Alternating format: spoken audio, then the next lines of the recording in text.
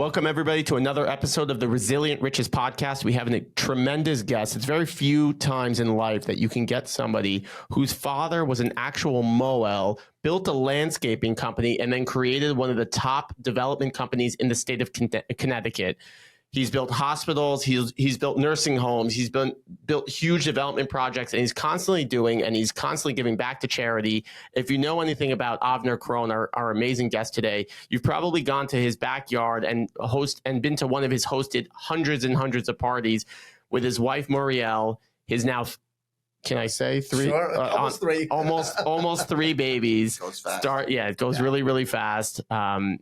We're really excited to have you, Avner. Thanks so much for coming. Thanks for coming into the studio. Welcome to the Resilient Riches podcast, everybody. Thank you, Yair. Thank you, David. It's a pleasure to be here. So, Avner, we want to just hear about your background and tell us a little bit about how you got to where you are. Obviously, you come from a very different background. You come from more of a yeshivish background, and then all of a sudden you're going into something completely different, completely against your norm.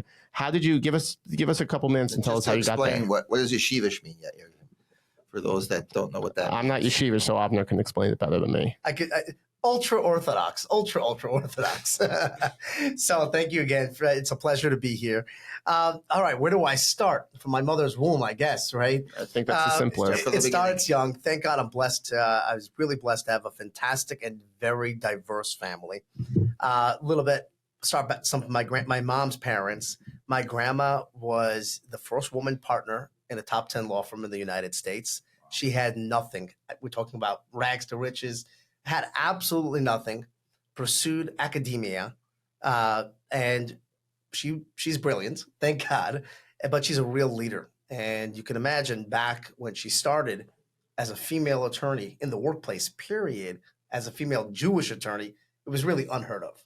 And so she was a real inspiration and spent a good part of her day in the workforce. I mean, she'd come home at midnight, 1 o'clock in the morning.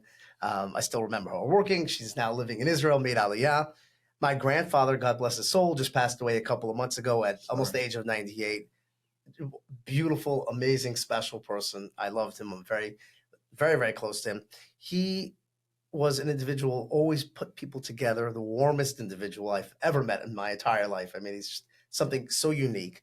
And he had 1 million students. He would lecture in Vegas or big hotels talking about CPA.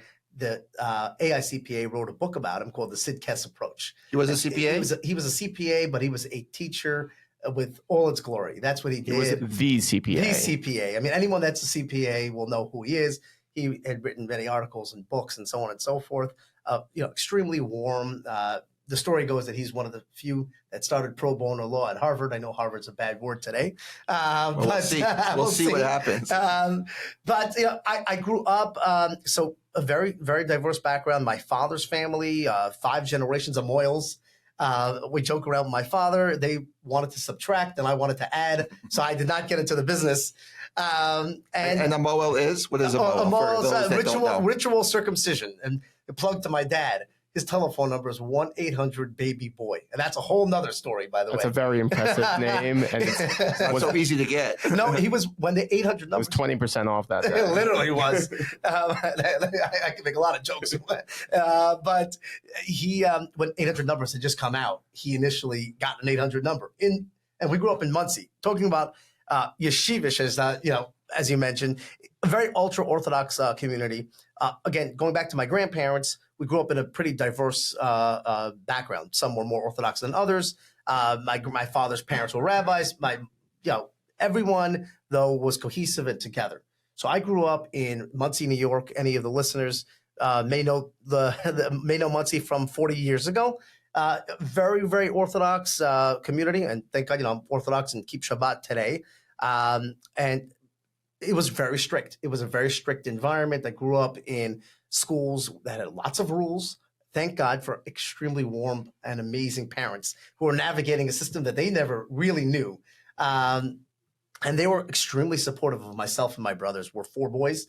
3 of us are a year and a half from one another. And thank God we're blessed to have a close relationship. And so I started going to school. I don't like rules. And unlike my grandparents who loved academia, I couldn't sit straight. And my mind was always working. And I was somebody who wanted to do. since I was born.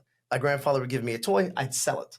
I was in the trades. I was born with that with that instinct. And so I grew up in these very, very strict schools, right? Going with all the rules, and it wasn't for me. And thank God my parents realized that, and they supported me who I was and who I am. And I borrowed my dad's lawnmower when I was 10 years old and started cutting grass. And we thought, hey, I'll make a couple $100 and spend the summer. Well, I think I made $500 or $600, invested that, right? And borrowed money from my parents. And by the time I was 15, we had 100 accounts. It was a full out business. Wow. We're mapping out clients and customers. And it was more about the success of accomplishing, right, than the money. It was like, all right, hey, well, how many lawns can we cut in a day? How can we do it more efficiently? How can we do it with less manpower? It was just, interesting. And at the same time, I loved my customers. It was all neighborhoods and neighboring families that I knew. And then it expanded as time went on. I got to work with some of my best friends. And so that's a little bit about my background. We're also, all of us, all three of us, I should say, the oldest brothers are musicians. We've played professionally. So my dad was lugging me around with my brothers to little halls to play bar mitzvahs and weddings. What do you play? What instrument do you play the drums, and my brother Nochi plays keyboard, and he's super talented. He's a band leader. And my brother Yosef, who has 2 chocolate stores, he is a saxophone player. He's got a great story. Richie Kanata, Billy Joel saxophone player, was his teacher for a period of time. Wow, that's cool. Really, really cool. So we grew up in this very unique background. But again, I would reiterate this to any parents, and I'm learning this myself with a couple of young kids at home. It's just looking at your kids in a way that you may have thought they would go in one particular direction. But my parents were really open-minded enough to not lose their kids, but to stay in touch and in an amazing, loving relationship with their kids that went in different directions than they may have thought professionally. Would you find that it's hard? It was hard for your parents to do that, or was it something that was inert to them and innate to them that they can enable you to build something that was different than what they were used to? A lot of parents, they're doctors and lawyers, and they're accountants, and they see their kids and they go, okay, that's all I know. I can't support something because I don't understand it. But it sounds like your parents support something that was completely different than what they were used to. How did they get to grips with that? Was that something that they had to come to? And then also, how do you enable your kids? And is that something that you're doing for your kids? I would say, as a parent, as with grandchildren and children, the most important thing, and something I learned myself over time, because I was sort of in that same kind of situation myself, and it was a struggle for us to make that transition, which thankfully we did towards. But I think the basis is the love for the children. That's what you've got to keep as the priority. The most important thing is family, and that's got to always be the most important thing. I'm sure that's what your parents kept in their forefront, and that's why they were able to do it. Well, that's exactly what it is. Family, we grew up with a very tight-knit family. Again, grew up in a very diverse background. It wasn't all yeshivish. It wasn't all religious. It was a mix. And so was it easy for my parents? I don't think it was easy for any parent, right? I think they worked really hard to do what they did.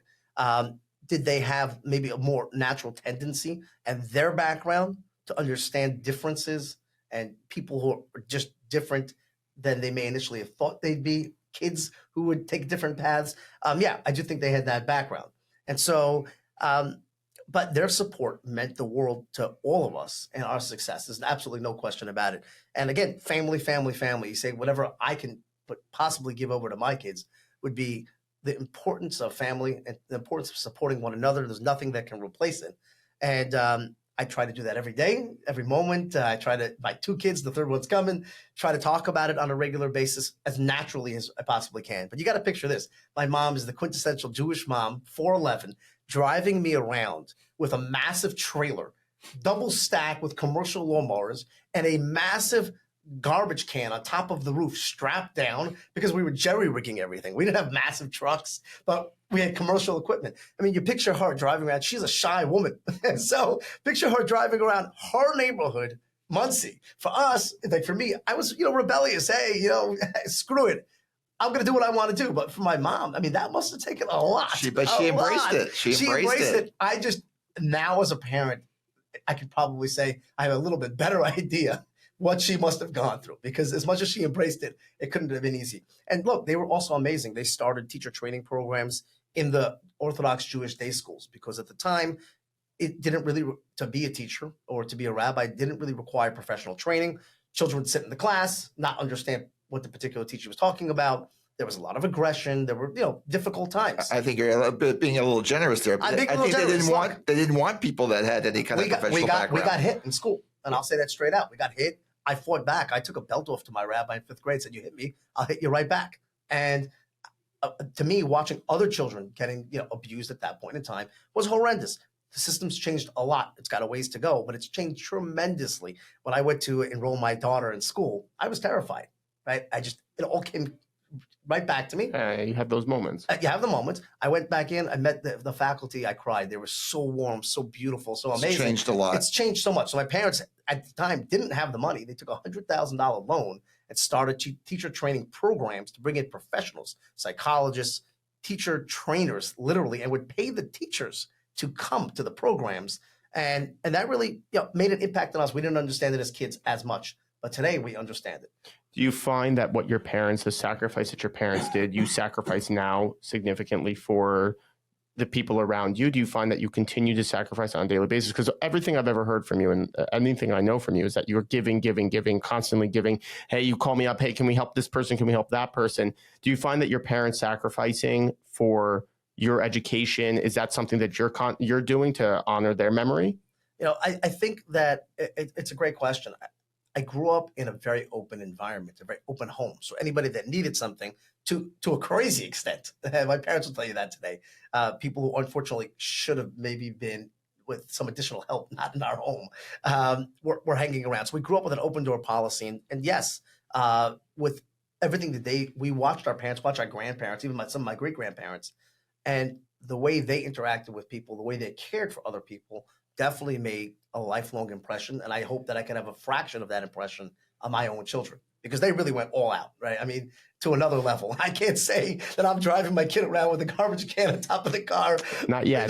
Not yet. True. It's a good point. It's a great point. It's also a very different car now than it was back then. You'll be able to get the commercial trailer. You'll have it all delivered directly. It's a different lifestyle now. I'm joking around with my wife. Said my daughter, instead of selling lemonade, for $1 or $2, there's a lot of people that bike ride and jog in front of my home. I'm like, she's got to sell $10 protein shakes. Yeah, that's the right move. You're prepared. Exactly. That's the right move. It's supply and demand. Of course. That's really the whole. That's the only thing that'll get attention. Also, $1 lemonade. I mean, what is it, about $10 protein shake? That I got to look at. It's a premium. People buy premiums. They want to make sure that. Then I'm having her buying a policy. See, that's true. That's the way to do it. That's the way that you got to get them. You got to get them going. Compounded interest. You brushed on, and what we'd love to do is find these moments in people's lives that they decided they're not going to be your past. Do you think that the moment when you, let's say, and to go a little deeper, that the moment that you got hit in 5th grade, and you told the rabbi, "Hey, I'm going to hit you back if you hit me again," did you think that was the moment that you said, "Hey, I'm not going to be in this yeshiva system. I'm not going to be a rabbi. I'm not going to be something else,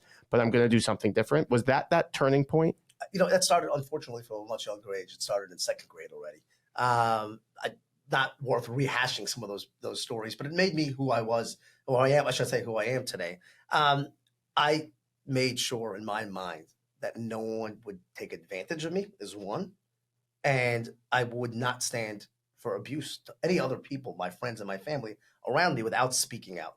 And so I've tried to take that on throughout the past, I guess, probably 34, 35 years after 2nd grade. I lived through that system, but standing up for myself, standing up for us as a people, as a Jewish people, standing up for friends and family were of utmost importance and are of utmost importance. And so, yes, there's no question about it that my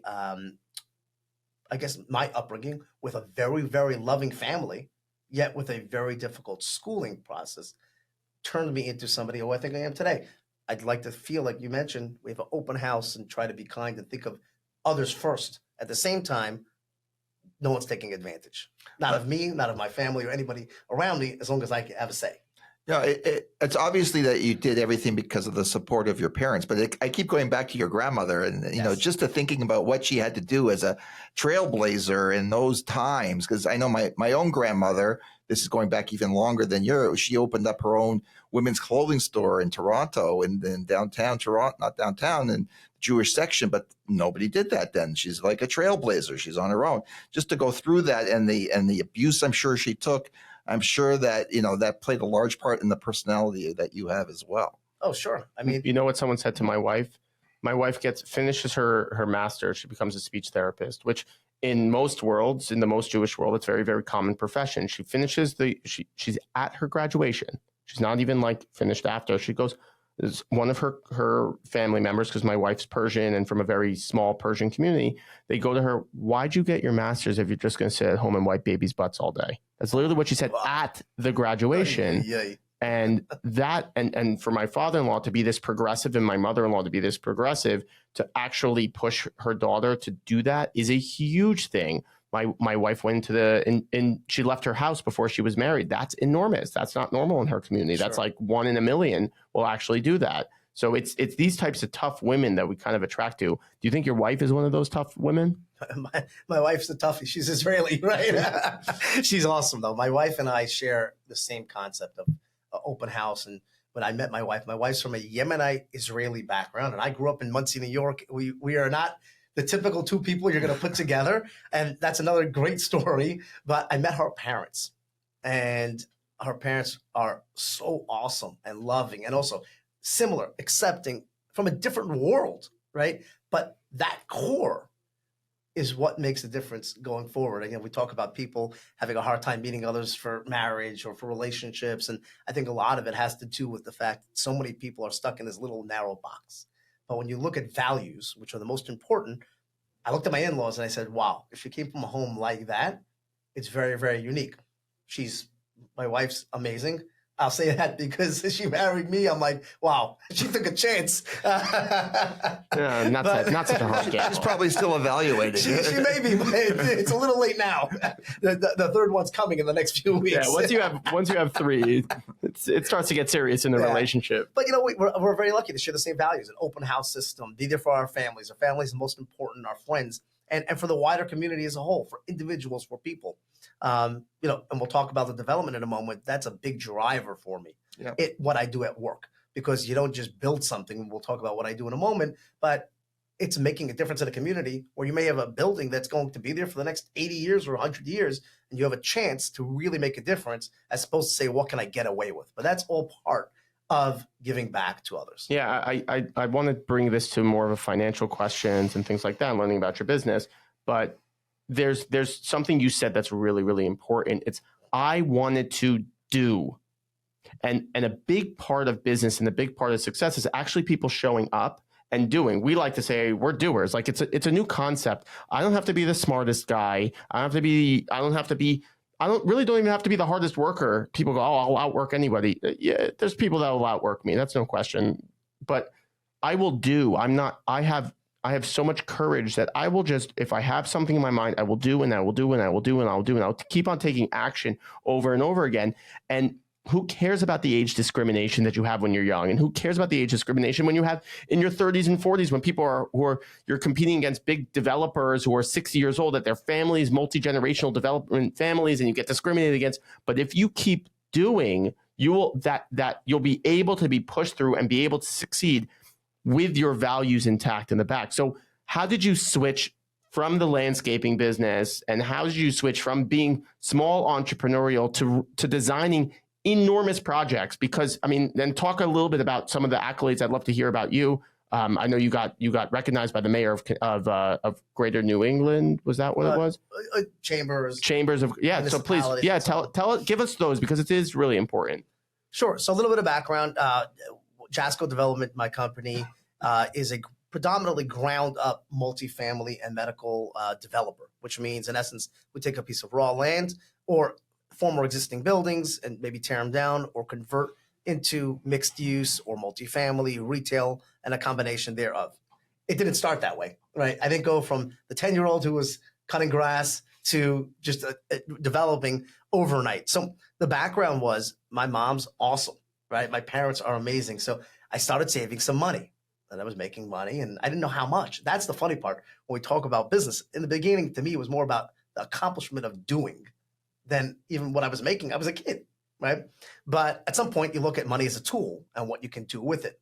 And so my mom heard of somebody locally in the community who was giving 10% on the money. This is going back a long time ago. And they were the multifamily business, distressed multifamily. Again, if you ask me what distressed multifamily was when I was 14 years old, I had absolutely no idea. So I started investing.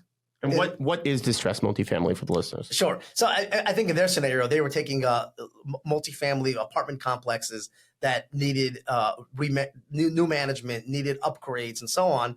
They would invest into those properties to run them efficiently, make the necessary repairs, and increase the cash flow, increase the rents. And then at that point, they would either refinance and be able to pay the investors, such as myself, back, or sell the asset and then at a profit. And so I went in. They were a pretty conservative group. They turned out to become massive, to own tens of thousands of apartments at some point in time. And that's the model is. It's a substantial model. I mean, it's gone out throughout. It's gone on for a long time. But again, I was a kid, and this is going back 25 years ago or 26 years ago, and I had absolutely no idea. But my mom said, "Hey, let's invest." So we invested. And how much did you invest? I got to know. The initial, what was the number? The initial investment was $10,000. $10,000. You made it what? You were 14 years old. That's a lot of money. That's a lot of money. That's a lot of lawns. That's a lot of grass. That's a lot of grass. That's a lot of lawns. A different type of grass, the traditional grass. Now it's 10,000. a good thing that wasn't around the legal back then. You would have figured out how to cut that too. But I used to do all kinds of anything. I would sell candy in school. I would sell lanyard. I'd buy wholesale. Remember the lanyard? You'd weave it. I didn't know how to weave it. That's the funny part. I didn't know how to make anything of it. But I would sell it by the foot and measure it on the tiles. I was in the soda business. I crushed it in the soda business. Yeah. Snapple business. But that's about doing. And at the end of the day, it just reminds me of your mother. I mean, your mother, she schlepped those lawnmowers around. She got it done. Yeah. I mean, it might not have been the prettiest, but she got it done. We moved from Toronto down here. We got it done. You just made it happen. I did the paperwork myself. We just do it ourselves. You get it done. You don't take no for an answer. My father, I mean, think about it. How did he become a mechanic? All of a sudden, we're sitting on $18,000 of commercial equipment, lawnmower blades and belts. And I mean, my dad's awesome and he'll try anything, and he's very handy. We'd pick up these massive machines, put them in the back of a station wagon, and bring them to a mechanic. So I mean, the stories are endless. So eventually, I actually went to school, like I mentioned. School was difficult for me, not as much doing well in school, but I was a doer, and I couldn't figure out what I was doing all day. But I had a landscaping business, and I was very busy. So I'd get kicked out of school when I had to catch up. I'd have my friends kicked out of school when I had to catch up because they needed to work with me, right? Now, it turns out, by the way, that one of my great friends, who I've known since pre-1A, who worked with me throughout the business, eventually went on to his own thing, and came back. He's our head of construction for the past 15 years. Mark's the man. Mark's awesome. You guys know Mark. Awesome. And Mark's awesome. So Mark's licensed chief building inspector in the state of Connecticut. And so he came to join us. And it's about friendships. And so like our chief operating officer, I met in Israel 22 years ago. For real. There you go. So he was in Fairlawn. Yeah, he lives in Fairlawn. So eventually I left high school after 11th grade. And I went off to Israel. The business was still running, and my mom and dad were running the business while I was in Israel. And I said, I'm going to go for a couple of months, and then I'm going to come back. I'm going to invest in heavy equipment and trucks, and I'll go full commercial. Well, I loved Israel. I was playing music there. I was in yeshiva, right? I was really enjoying it. I have a lot of family and friends there. I said, you know what? I'm 17 years old. I left high school after 11th grade, and I'm going to give up. I'm going to sell the business. And so I sold the landscaping business to an Italian company that owned a very large nursery. They subsequently lost every one of my 100 accounts. Of course. We had signed agreements with everyone that they would try them. People would call my mom back and say, wow, your kids were so diligent on what they did. We cared about our customers. I always thought an estimate meant it could be higher or lower. So if it took me less time, I'd give people money back. That really built clients. I never had that. Never happened to me. It's honesty. It was honesty. Okay. Talking about my grandparents, and my parents, honesty. I mean, that is their entire core is honesty. And so I hope that over time I'm able to show that within my own business as well. And so I'm sure people know that about you already. So you brought in your family, your friends into this business as well. Did you find that a little challenging? Because a lot of people want to start businesses with their friends. How would you recommend to structure that? It didn't happen overnight with either of my friends. So let's say, for example, Mark, it wasn't like, hey, come join me. I'm starting this business. I had started the business already. He was in the construction trades, and we started the conversation. We started expectations. He came to work part-time, took a test run. And so it built over time. It's mutual respect. I'm a big believer in being able to delegate to great people. That's the core and essence of building any large-scale operation. Uriel and I met for a year before, specific about him joining me.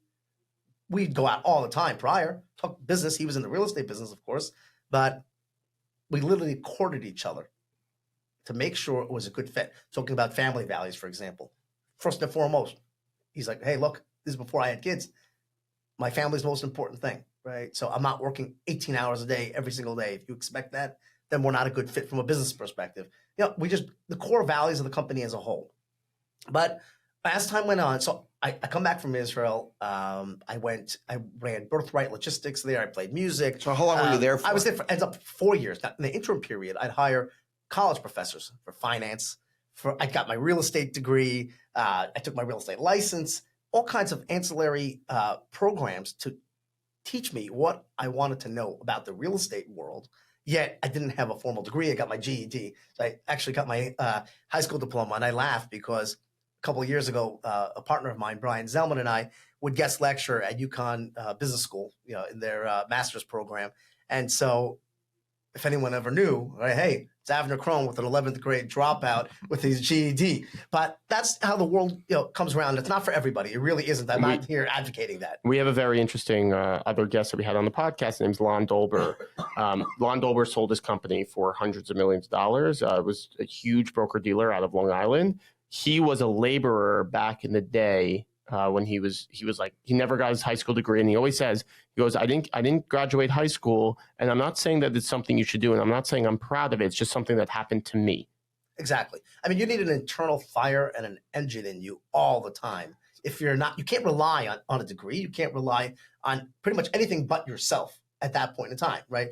And then you need to learn. You need to have a ferocious appetite for knowledge, because that's the only way you're going to make up for knowledge you may have lost. And that's, I think, another key factor in building a business. Every day goes by, there's something new that I'll learn. So over time, I come back from Israel. I had saved money now. I got to ask, though, how was the first sitting down in yeshiva when you got there to sit there during the day in yeshiva? I did it on my own terms, meaning I was there from certain periods of time of the day. But then Thursday night, for example, till Sunday morning, I was out. I left. They said, hey, you can't go play music professionally. Well, that first week I went and bought a drum set in Tel Aviv, and I was playing gigs a few weeks later. I hooked up with local bands all over the country until I actually went to one of the rabbi's daughter's weddings, and I was the drummer. I'm like, hey, you can send me home, but there'll be no drummer at your You make wedding. The decision exactly. Here. So, it was great. I went to one yeshiva for 2 years, and then I moved to Esha Torah, which was a lot more open-minded, and I got to work again with Birthright through Esha Torah, a lot of other opportunities. Fast forward, I come back here. I want to get involved in the real estate business. I don't understand exactly what I want to get involved in, right? But in the real estate business, what I did know is I did not want to become a lawyer. I grew up in a family of attorneys. I wasn't becoming a mohel. And so I bought my first house at that time with my uncle. He was an associate at Simpson Thacher, a lawyer. Today, he's the vice chairman of Travelers Insurance. And we went in together, 50-50. We each put in, I believe, $40,000 a piece. And I was 21 years old. We bought our first house in Brooklyn on Avenue P. And the thesis was this: the renters, the majority of the costs were covered by the rent. The Jewish community was 3 blocks behind. We're going to wait. We sold that house 16 months later. We doubled our money.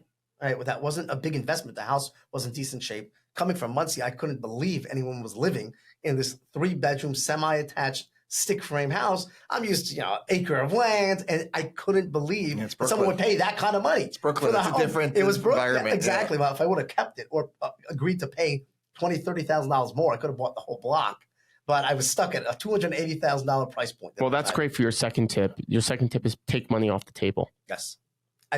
Look, liquidity is a big thing in business, right? Liquidity is a big deal, especially in real estate. especially in real estate. And as a developer, I'll always tell you, there's never enough liquidity, right? That's what you have a great project. You always want to make sure to have liquidity. There's requirements from a bank perspective. You can jump on deals with liquidity. You need to be surrounded with people that have liquidity. That's a big, big deal. And so from there, I started to roll. I started buying property in Jersey. Some were light rehabs, some were more significant rehabs. There were trials and tribulations. 2008 comes around. At that point, we had commercial properties, and I lost $50,000 a month of commercial rents. I mean, again, at that point, I think it was 25. That was a lot of money. It was $600,000 a year on a small portfolio, wiped out. I'm talking about real tenancy, Goodwill, big national tenants.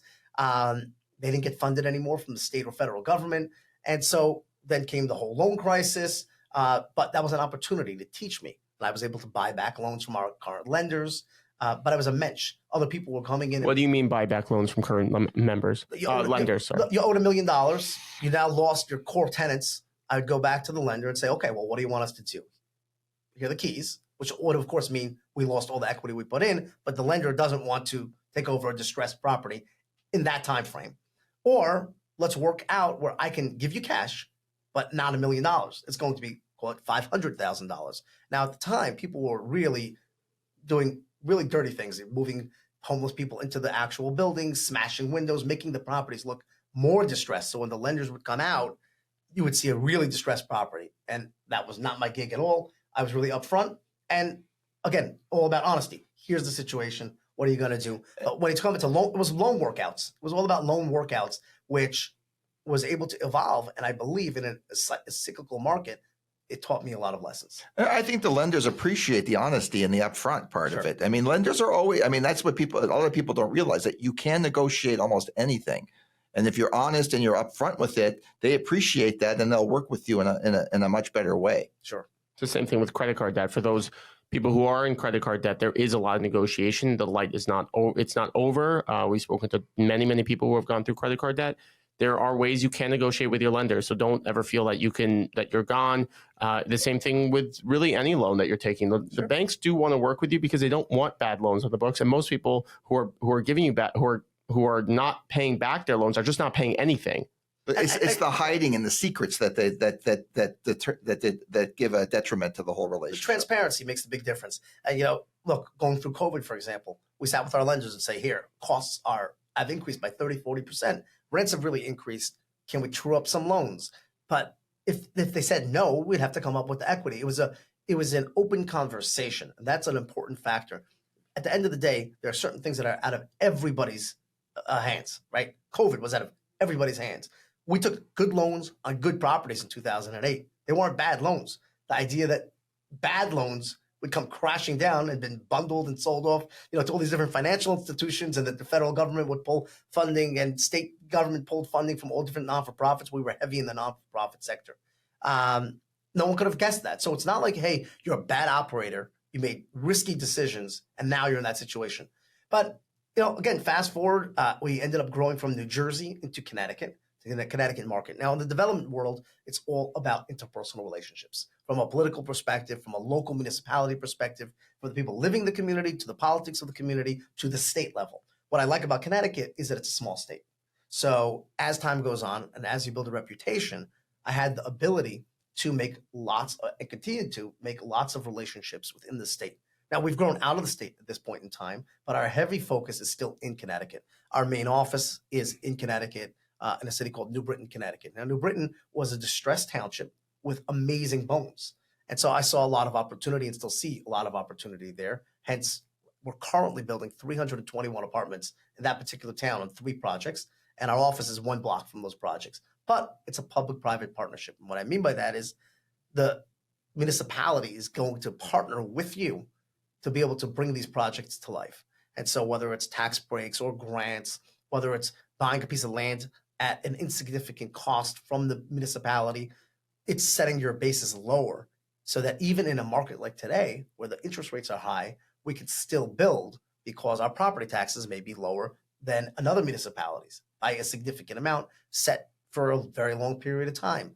Or we're going to get state and local grants, or in essence, to saying, here's X amount of dollars. We're doing 2 projects. One's a developer is a partnership with a community. Sure. There's a lot of developers that will just try to do it on their own, try to make as much money as possible. But when you're open and you have that relationship, and business is about relationships, and being very close with your partners is the land that you're building on. Sure. So if you have those close relationships, you're going to be a lot more successful in your project. There's your third tip: businesses and relationships. There's your third tip: real estate relationships. Well, I mean, I can't. How did you get those relationships? It's a lot of work and persistence. And where? Well, I mean, if you're talking about, let's say focus in Connecticut, because we're there right now, but it's all over the place, right? Because I have lenders and partners and people we work with all over the world, and it's one relationship at a time. The best relationship you can make is someone who is a recommendation, right? Someone says, hey, I've invested with these guys. They've been awesome. I'm going to have my family member, or I'm going to have my friend call him up. That's from an investment perspective. What happens from a lender perspective? Small local banks, right? Even regional banks, everybody knows each other. So, hey, you don't treat your lender well. Well, guess what? That's a bad relationship that's being set. But you treat your lender really well, right? Hey, come tour the property anytime. Let's go take a look at what's going on. Here's the challenges we're having. Here's the successes we're having. That makes a big difference. So relationships I believe it's a win-win. Relationships are all about win-win. And my grandma taught this to me. Don't negotiate and wipe the table clean. Negotiate hard, but make sure both sides come out winning as much as possible. Because otherwise it doesn't work. Both sides got to win. If one side it doesn't win, then it's not working. I got a great story. This is probably going back. The property I sold was in 2015, but I bought a small shopping center many years ago, and back and forth negotiation. Didn't know the seller, but they were a local family, and it was a distressed asset. A lot of vacancy. Their anchor tenant was a bank. The lease expired. They were gone, and so I had a plan. But I'm trying to negotiate to get the best deal. At some point, my lawyer calls up and says, look, you're $50,000 apart. That $50,000 is the difference whether they have to write a check to their bank. They have a loan on the property. Your offer is $50,000 less than the current loan. That's a really hard pill to swallow for someone that owned the property for 15 years. So I said, you know something? I'm going to give it to them. $50,000. They would have made the deal at $50,000 less. But at the end of the day, I paid it. It was the right thing to do. And the property could afford to do that. And thank God I was blessed. We did very, very well. I sold it probably 8 years ago. But here's the thing.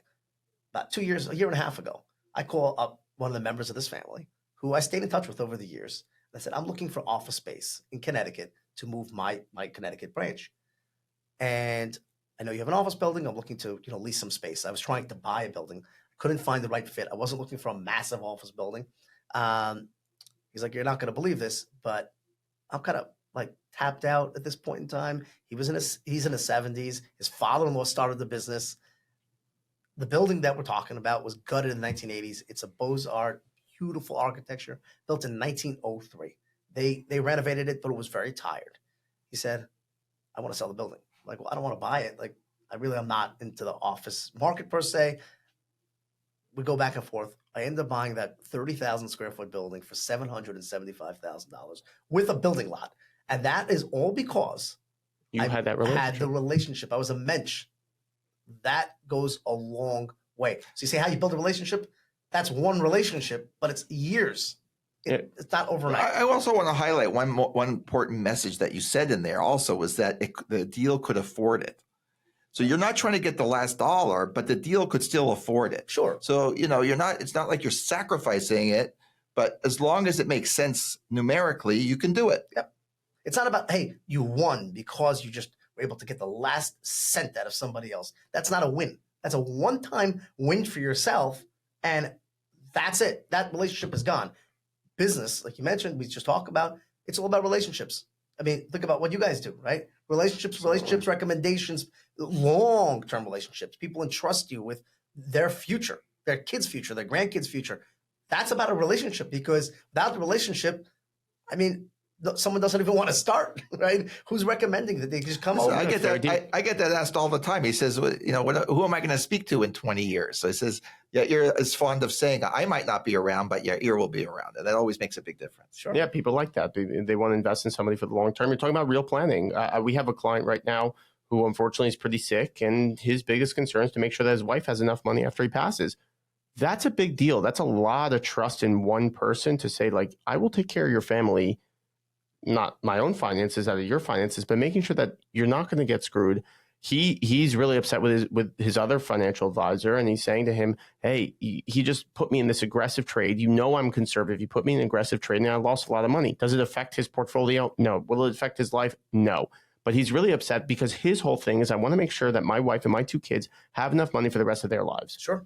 So it's listening to the clients, listening to everybody, making sure we're doing the right job for what they're making looking about for. them. Sure. Yeah, and developing that relationship, And just we're like all, you said. and we're all making money with the relationships, but again, it's not nickel and diming. That's the biggest. You really do care about that relationship, and at some point in time, you will ruin relationships if you can't focus on the macro, the big picture. Yeah. Exactly. Imagine getting a call from somebody and not wanting to answer it. That's very stressful. Sure. You lose time in relationships when someone's calling you and you're scared to answer the phone. Sure. So, how many properties do you currently have now, or how many properties have you said you've developed in your life, in your short to midterm career, and then how much? And tell us a little bit about some of the awards you've gotten. Sure. So, what I'll focus on is actually what we're in the middle of development on right now and what we're going to go in the ground with over the next, call it 120 days. We're currently finishing up 4 projects. One we just finished, 111 units, 111 apartments. We're starting a phase 2 in April. We're closing on the land next door to the property. I think I saw that. Yeah, that's a new one. We have 107 units that will be completed shortly. We just started pre-leasing. Next door to that, 114 units. And what is this? This is residential? This is commercial? What is this? Apartments. In Some of them Connecticut. in Connecticut, and some of them do have mixed use factor, a little bit of retail. If they're in an urban downtown, then there's some street retail with apartments above. So there's another 114 units right next door. That property's topped off and putting on the roof. We have a 48 unit building with 10,000 square feet of commercial in a very affluent town that's going to be delivered this spring. So these are projects in the ground. On the side, we built a medical facility in Worcester, Massachusetts a couple of months ago. We purchased our office building and renovated that about a year ago. But we have a 402 unit development site going in the ground early spring. That is a long story. It started 3 years ago. We won a bid from a town to purchase land they own. Talk about public-private partnership. The state and the city are giving $10 million in cash towards the project. We're buying the land for $1. It's on I-84. It's a massive intersection of I-91 and I-84 in Connecticut. So that's a $115 million project, market rate. We have additional 40 units next to the 111 I mentioned that just came up as a second phase that's going in the ground in April. We have a 100-unit mixed-use building starting construction probably in the next 60 days, weather permitting. So there's always something going on, and we're always looking at new potential projects. But it's all about my people. It's all about the ability to scale and spending more time today on my business than the particular deal. Meaning, I want to see a vision of what we want to build. We're great. We're very lucky that we have a fantastic group of designers, design professionals. I get very involved. Right before we started, we talked about branding and marketing and so on. So we have the branding, the design team, the architects, and the design team might be outside of the architecture firm. And then mechanicals and electrical and civil engineering. I'll get involved initially on a concept or a goal. But then we have a great pre-construction team that will take it from there for a year before we put a shovel in the ground. We have a great team on site. So it's about building the business and growing. We've grown significantly over the past 36 months. So it's focusing on that growth at least as much as the deal itself. And what are some of the accolades you're doing? Because it sounds like you're doing massive projects, and it's amazing what you've come to. But how did you got awards and you got things like that? And obviously the towns are not just giving somebody $10 million because he's a nice guy. Sure. So it's funny. It's like I don't focus on the awards as much. It's important. It's important from the city saying, hey, we really are very appreciative of what you're doing. So whether it's city and state, we've won awards through the Chamber of Commerce, Developer of the Year multiple times. We've won design awards from both local and the state level. And so those awards, well, I don't even apply for them. Sometimes it may be a downtown district that applies on our behalf, or someone will pick you and say, hey, look, you've done a fantastic job in our town. We want to award you this particular award. Go ahead. No, so I'm just wondering, as you said, the last 36 months has been a huge amount of growth. Is there anything in particular that's led to that, or it's just it's just been momentum building over time, and now all of a sudden, like the last 36 months is it post-COVID? Like, what do you attribute that to? It's been my focus, my goal. We talked earlier on about, hey, looking at the bigger developer. People have done this for years.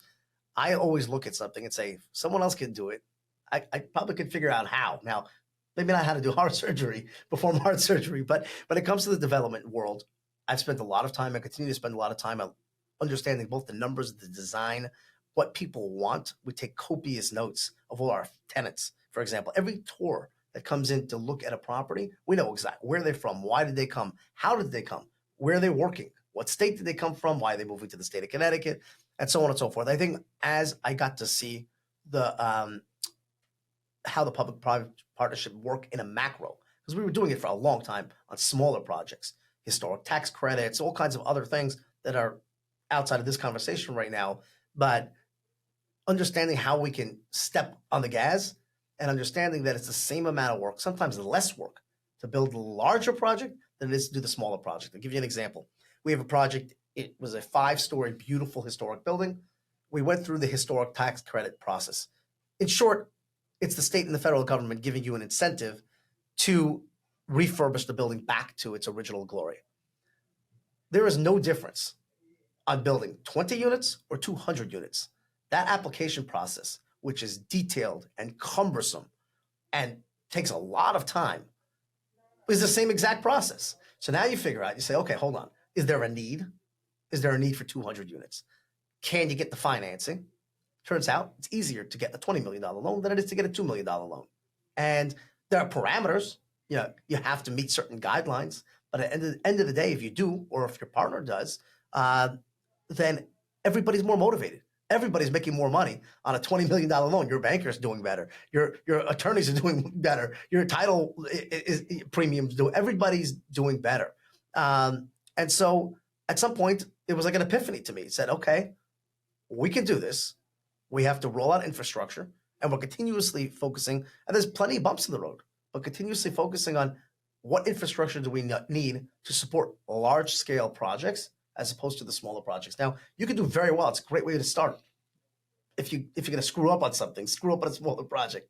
But I'd say treat the smaller project as if it's a much larger project. The accounting, the bookkeeping. I mean, that's one thing I'll tell anybody that's starting out in any business, but particularly the real estate business. Bookkeeping. I mean, I'm crazy because I learned early on that the numbers were so important and how many mistakes I made as a kid, not understanding the books. So I became fluent in QuickBooks. My wife gets her nails done. It's coded under spa services. She's ready to kill me sometimes because it's impossible to buy me a present, but everything is coded in the books. And that is a big deal on, I think, success of any new company starting.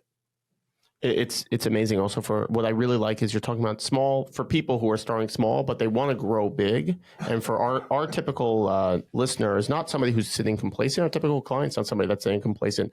I love that you went from small. You made your own money and invested your own money, and then you doubled that money. So let's say you said you put $40,000 with your uncle. Then you made $80,000. Then you took that $80,000 and reinvested and built. These big projects don't come from nothing.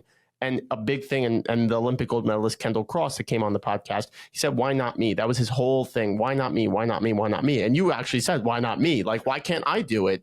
Which is really amazing. It's incremental growth. It's growth over time. So we have this little game that we like to play. Sure. It's called, we're behavioral financial advisors, as we say in every podcast, and my dad's very proud of, but doesn't explain what it is. And he just makes a joke and nobody gets the joke. So there's 52. Not sure about that. I'm pretty sure about it. I'm in the audience on it. All right. So there's 52 cards in the deck. They're all different values. They're important values that you're going to love and care about, but not all of them are your core values. So it's a great way to learn, how do we get to your core in a very short amount of time? How do we get to your values? And how do we learn a little bit about you in a very short period of time? So if you can take the deck, there's 52 cards, split them in half, meaning go through it and take out your core values and discard the ones that aren't really your core. If environment's not your core, you put that in the discard pile. Okay. So I'll put that on my left, on my discard. Whatever you want. And a couple tips just for everybody, just to recap, is when you're starting a small business and you're starting a real estate business, being understanding of the numbers first is the most important. Yes, the property might look good and the project might look amazing, but making sure that it's actually being invested in the right location, making sure that your finances make sense, and not that you're getting emotional. Every property is different. View everything like a different business. So when you're looking at a property, evaluate the numbers, evaluate what the upside is, evaluate what the downside is, evaluate what's going on in the legislation to make sure that your property is going to actually perform. Too many people get right into a property, they think it's going to be the best thing in the world, and then all of a sudden they're stuck and it becomes a money pit. These are very, very expensive projects. On another side, just before you go on, I mean, that's why I wanted to mention what Avner had said, that he knew that he could give 50,000 because he knew all the numbers of the project. You knew all the dynamics. You knew everything about the project and the numbers and what it could afford and what you could do with it. It wasn't that you were just doing like being out of the goodness of your heart, giving them $50,000. You knew what the numbers said. You got to discard more out there. I know it's hard. Discarding is a hard one. Discarding is the hard one. How many do I got to do this 50-50? We're going to get down to 5. We're eventually going to get down to 5 cards. So you might as well getting rid of some of them. Sure. Another couple points that you made that were so valuable is that when you're starting your business, making sure that you have the right team around you is key. So making sure you have the right, you really want to view it as creating your own family office, that you surround yourself with the right people, you surround yourself with the right lenders, you surround yourself with the right accounting people, the right attorneys, the right title insurance in real estate, the right title insurance people, the right property insurance people. You make sure you're the right life insurance people, the right investment people, the right mentors that you have, the right employees that you have, making sure that you're surrounded with all those people first. So make sure you go through that checklist of all the people that you need, vet, get recommendations. You can ask us, we can make some recommendations for you that we can give you a couple options of people, but it is so valuable to have and so important to have at the beginning that's going to be really the baseline of your success. And that's going to be the foundation of your success. So I think what Avner said was correct. I mean, that's, you have to surround yourself with the right people. How do you know who the right people are? And I think Avner touched on it. You want to find those people that are honest, that are transparent, that are not just looking to get the last dollar, but are looking to build that type of long-term relationship. That's someone that you can get to know some people, pretty quickly, and you can get to know what they're like and if they are transparent or they are honest. Those are the people that you want to surround yourself with. We do have this set of clients that they sit down together and they do a budget together every week, every other week. They go through what they're spending and what they're having. You're up to 10? It also comes back to the transparency. Bring it down to 5 and put the 5 that you're discarding here and 5 that you're keeping right here. And then we'll go over and then we'll call this podcast a podcast. Fantastic. Day. I will mention, by the way, knowing the finances doesn't mean driving your spouse crazy. Yes. That's the worst thing you could do because you could plan together. But if you get to a point where you're controlling, it's all worthless. No, right? We're talking more about the transparency. That sure, you're not in it together. For a long time, I kept everything to myself. And my father was also CPA. My mother didn't know anything. She didn't know anything, and that's a big burden to have on one person, especially when things are going to negative and you don't have that support any longer, and you're afraid to have that come out. So the transparency is important, but as long as the control is not there. All right, correct. You got your 5. It took only 2.5 hours. Let's get your 5. And I thought I was fast. My God. No. My mother-in-law took some stuff out. She saw health in there. She was like, "What is this health thing?" And threw in the garbage. It was very funny. Family, I knew you would have. Family obviously said a lot. Obvious. Tell us your 5. All right. So again, very difficult here. Family, like I mentioned before, I mean, family is family. To me, it's the most important. It's more important than anything else. I have religion. And by the way, some of these things I feel like they translate into cards that I've given away. Correct. I've given happiness away because if I have these, I will likely be happy. Correct. So I'm thinking quickly, but religion, because that's the core of who I am. I think believing in a higher power and running your life as much as possible as a religious person really sets the tone for your entire day-to-day life. Nothing else is worth it without that, in my opinion. Relationships, we talked about it before. I mean, that's the bread and butter of my life. I'm a people's person. I'm about relationships. If I don't have relationships, I don't want to live. That's just the way it is. Excitement. I think anybody that will meet me initially will tell you I'm a very excitable person in a good way. I get excited about life. I get excited about our projects. I get excited about, doing good things together. And so that's another key factor. And philanthropy, because if you're successful in all of this, that's why I took out wealth and I took out everything else, because ultimately just building wealth for its own sake, without religion, without family, without relationships, really, to me, doesn't mean much. So if you have all of this, you'll, God willing, be very successful and be able to be philanthropic with whatever you have, because it could be your time, it could be your money, and a combination thereof. Yeah, if you're giving 10% to charity of your money, that means that you're making 90% for yourself. So that's where philanthropy comes in. It's very deep. We really enjoyed that. Avner, tell us where people can find you and how they get in contact with you. Sure. Our company website is jascogroup.com. That's JAS as in Sam, KO group.com. My email address is Avner, that's AVNER, @jascogroup.com. If someone has a question, feel free to reach out, shoot me an email. You'll find me on LinkedIn or Facebook. I'm not great with some of the other social media platforms yet, but I am on Instagram, but I don't read my messages all that often. But reach out if there's anything I could ever be of any help. If I don't get back to you immediately, I'll try to get back to you as soon as I can.